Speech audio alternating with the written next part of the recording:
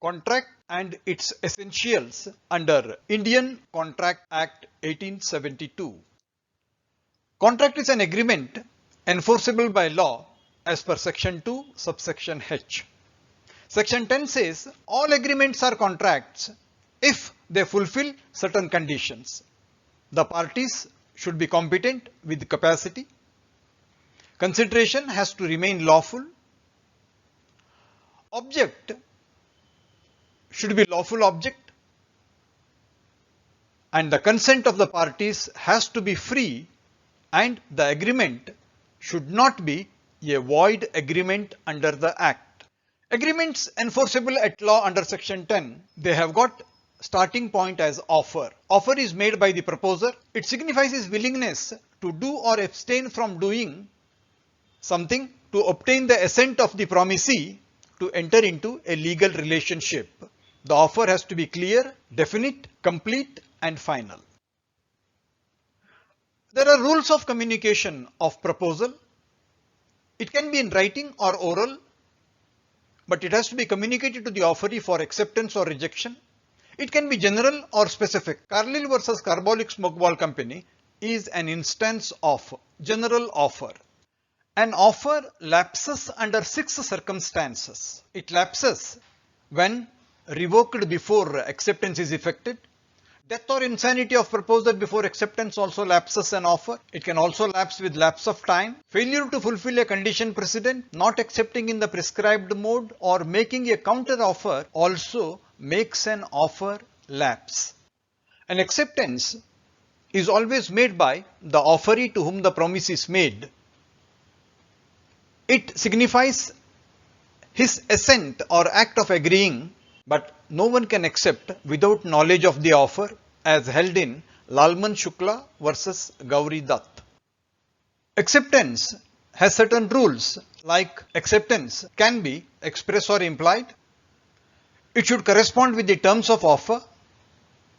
It has to be communicated within the prescribed time or reasonable time. And it is complete only when it is put in the course of transmission to the offerer. Acceptance, once made, can be revoked, but revocation can be done only before acceptance comes to the knowledge of the proposer or before it reaches him. As for capacity to contract, the Act says the person should be a major, 18 years of age and above. Contracts by minors are void ab initio, as held in Moheri Bibi versus Dharamdas Ghosh. But a minor can be an agent or beneficiary, but his estate continues to be liable for necessities supplied to him, and a minor cannot be adjudged insolvent. Sound mind is required to understand the contract and to form a rational judgment of its impact on one's interest. Therefore, lunatics and drunken state are not suitable for capacity to contract, but a person can contract even when he is occasionally in sound mind. Capacity to contract excludes a set of people as disqualified to be a party to an agreement, like foreign sovereigns, ambassadors, alien enemy unless permitted by Government of India, convicts undergoing imprisonments, and insolvents applied to be adjudged as such. Lawful consideration is the next requirement. Consideration where, at the desire of the promiser, the promisee or any other person does or abstains from doing an act, and such act or abstention is the consideration for the promise. For example, in Chinnaya versus Ramaya, daughter promises to pay annuity to mother's sister, and that was her act as consideration for the promise of mother to transfer property to daughter. Under lawful consideration, there is the principle of privity of contract, which states under a contract, rights could be invoked only by parties to the contract. A stranger to contract cannot sue, but this principle has exceptions like beneficiary under a trust, assignee of insurance policy, agency, where strangers can also file a suit as they stand on a different footing. Adequacy of consideration is quite interesting. Consideration need not be adequate. It can be some value, means any value, but it has to remain lawful. It helps decide whether the consent was free. And in an agreement based on love and affection, consideration is not necessary. Timeline of consideration is quite interesting. It can belong to the past, it can be from the present, or it can be into the future. It is for something done, doing, or to be done, can be pre-existing, as held in Kedarnath Bhattacharjee versus Gauri Muhammad. An important principle of consideration is contracts without consideration are void. But there are exceptions, like where the contract is in writing and is registered, or it is a contract between near relatives due to love and affection, or a promise to pay for past voluntary acts, or a promise to pay time-barred debt. In respect of lawful objects, the object should not be forbidden by law.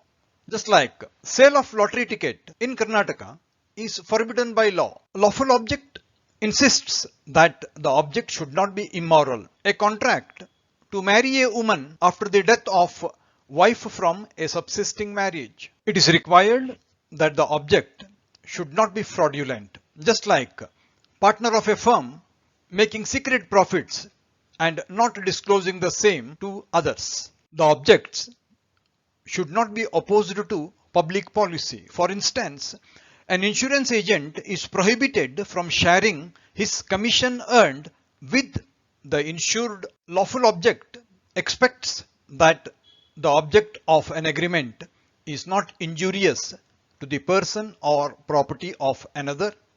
Example, a moneylender charging bonded labor as a penalty for failure to pay exorbitant compound interest becomes unlawful. It is essential that the object should not defeat any provisions of law, be it a marriage brokerage, interference with the administration of justice, trading with enemy, or trafficking in public office, or case of bribery or unreasonable dealings with employees, or instances of bonded labor. Section 10 requires that an agreement has to be supported by free consent and it should not be subject to coercion.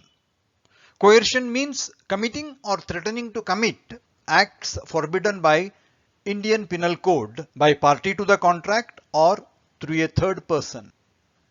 For instance, a widow being forced to agree to adoption before removal of her husband's dead body for funeral is an instance of cruel coercion. Absence of undue influence is the requirement of free consent. Undue influence is dominating the will of another to obtain unfair advantage, like an advocate getting an illiterate lady seeking divorce to transfer property in his name, or a doctor getting a massive gift from a patient without knowledge of the family. Undue influence is presumed in respect of relationship of parent and child, doctor and patient, solicitor and client, and religious advisor and disciple, to name a few. An agreement to be enforceable at law needs to be free from inducement to enter into a contract with the intention to deceive, which is also known as fraud.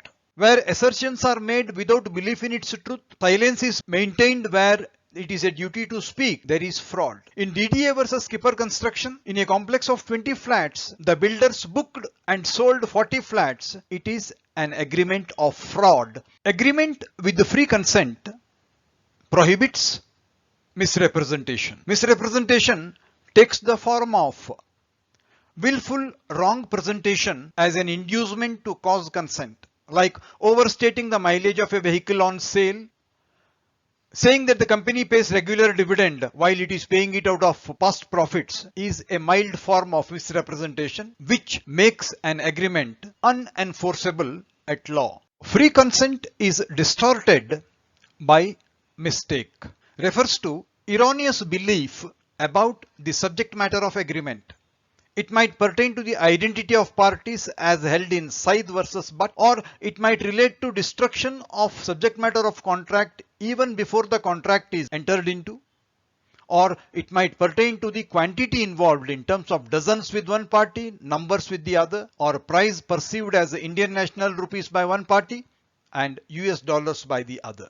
Any consent which is affected by coercion, undue influence, fraud, misrepresentation or mistake is not a free consent. When consent is affected by the first four, coercion, undue influence, fraud and misrepresentation, the contract is voidable at the option of the party who is losing unlawfully, except when he had means of discovering the truth with ordinary diligence.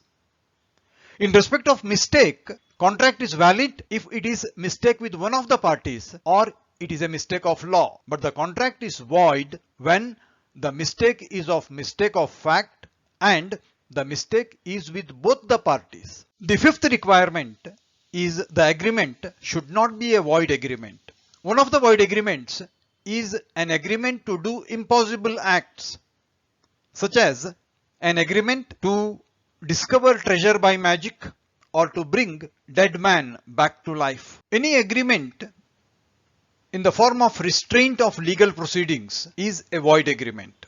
Like obstructing right to legal remedies approaching courts falls under this category. Void agreements include objects which are unlawful, like a contract of employment of a supervisor in cultivation of narcotics. Wagering agreements which are in the nature of sheer betting or gambling will not lead to agreements enforceable at law.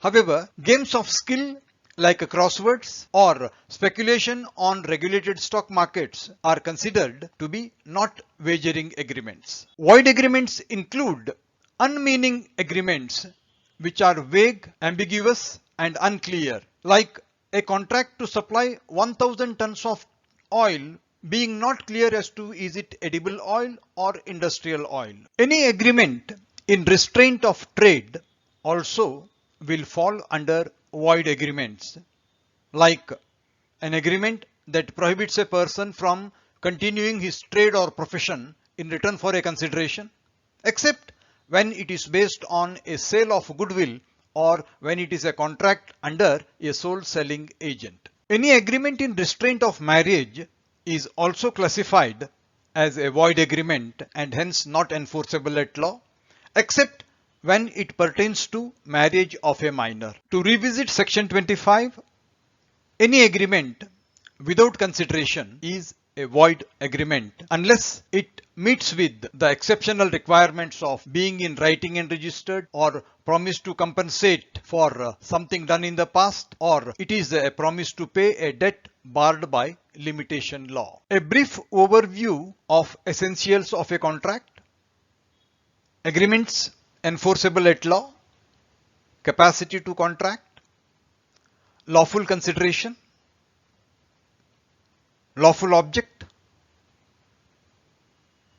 free consent, and void agreements. A contract can be discharged in four ways: with performance, with impossibility, with agreement, or with breach. As a contractual obligation, it is obligatory on every party to perform or offer to perform their promise unless they are excused legally.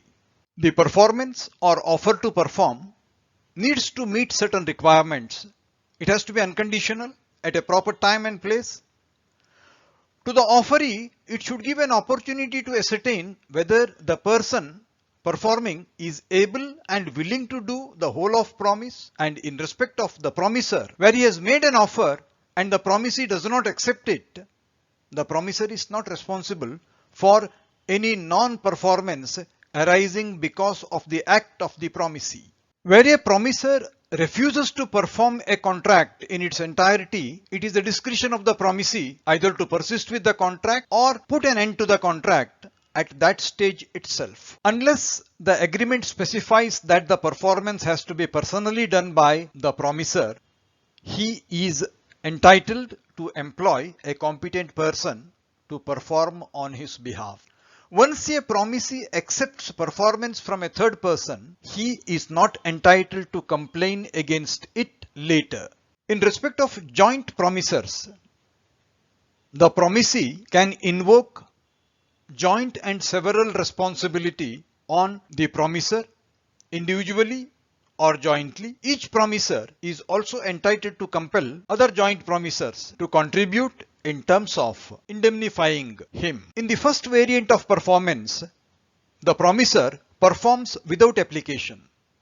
Where no time or duration is fixed, he will perform it within a reasonable time, and he will perform on a certain day if specified during the usual hours of business. Where there is no mention of specific place, he will apply to the promisee to appoint a place and he shall perform there. Under the second option, performance will be preceded by a application from the promisee for performance at a proper place and the usual hours of business. The promisor proceeds with performance after such application. Under the third variant of performance, where the promisee prescribes, the performance will be made by the promisor in the prescribed manner and at the prescribed time. Second mode of discharge of a contract is through impossibility. An agreement to do an act impossible in itself is void, and when it becomes impossible subsequently, it becomes void from that point in time. Where a person knowingly promises to do something which is impossible, he must make compensation for any loss incurred by the promisee through his non-performance. Discharge through impossibility can happen in multiple ways. One of them is destruction of subject matter, like an island agreed to be sold vanishes in a tsunami, or a music hall rented out is gutted on the day of concert. Discharge by impossibility can also take the shape of change of circumstances like earthquake on the day of scheduled film shooting at a studio which was rented for the purpose. Discharge by impossibility happens when the contemplated event doesn't happen, like hotel bookings along rooms on coronation route attract impossibility when the coronation procession is cancelled. Discharge of a contract through impossibility can also happen when the party suffers death or incapacity, like A and B contract to marry, but before the time fixed for marriage, A goes mad. The contract becomes void for reasons of impossibility. Government intervention can cause impossibility, just like where there is a contract to supply imported coffee beans and the government bans import just ahead of delivery, the contract is discharged by impossibility. Similar to impossibility from government intervention, intervention of war can also cause the discharge of a contract by impossibility. Discharge can also happen under agreement. One of the forms is novation, where a new contract is substituted for an existing contract. It can also take the form of a rescission, where an existing contract is cancelled or rescinded with the return of benefits received by each of the party, or it can take the form of an alteration where the parties and their mutual rights are altered. In all these three cases, the original contract need not be performed. The fourth way is waiver, where one of the parties forgoes its rights by an agreement, and the last is remission, where a party agrees for a lower amount for settlement. A promisee may remit performance either wholly or in part. It can extend the time or may accept any satisfaction to its liking. The fourth way of discharge of contract is breach. It can take the form of lapse of time and breach. It is refusal or failure to perform one's obligation. When act constitutes an intention to refuse or repudiate, it is called anticipatory breach, where the promisee can resign and sue for damages, or he can wait for the actual breach on the due date. Discharge by breach can also happen by operation of law, like incidents of death, insolvency, unauthorized material alteration in the contract, or merger of inferior rights into superior rights, just like a rental tenant buying the apartment from the landlord.